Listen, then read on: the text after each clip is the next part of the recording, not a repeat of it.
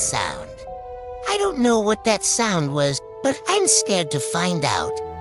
Hello everyone. Welcome back to my channel. If you're new here, welcome. And if you're not new here, welcome back.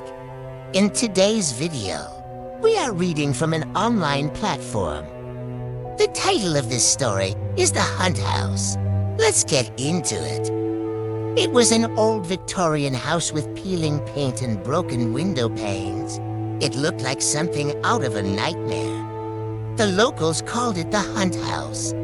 Legend said it was built by a man who made his fortune hunting grizzly bears in the wilderness of the early 1900s. When he returned home, he brought with him a strange, unsettling aura that made people uncomfortable. Some said he conducted seances in the basement to bring back the spirits of the bears he had slain. Others claimed he kept their pelts in the attic.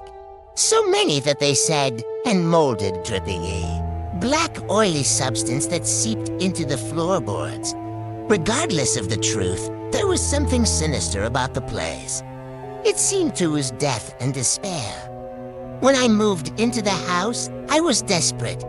I had just gotten out of a toxic relationship, and I needed a fresh start. What better place to do that than in a creepy, run-down house that the locals believed was haunted? I thought it was just an old wives' tale, a story to scare children and keep them away from the house. But I was wrong. One night I awoke to the sound of screams in the forest, big guttural screams that echoed through the valley. Then I heard heavy footsteps near the house.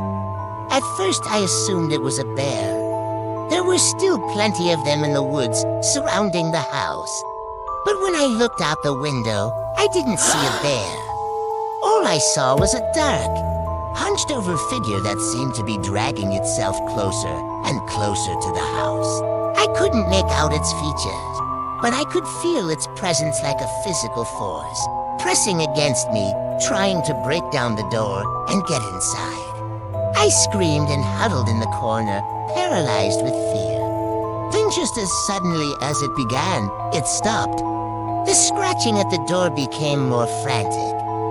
Then silence.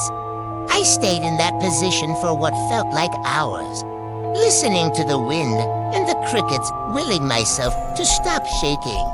I told myself it was just a branch, a twig, anything to convince myself that I was safe. In the morning after, of course, I didn't sleep at all. I went to the window and looked out. I ran to the front door and threw it open. And that's when I knew I wasn't alone in that house. Like, comment, share, and subscribe. Also, don't forget to watch out for the next episode. See you next time. Bye.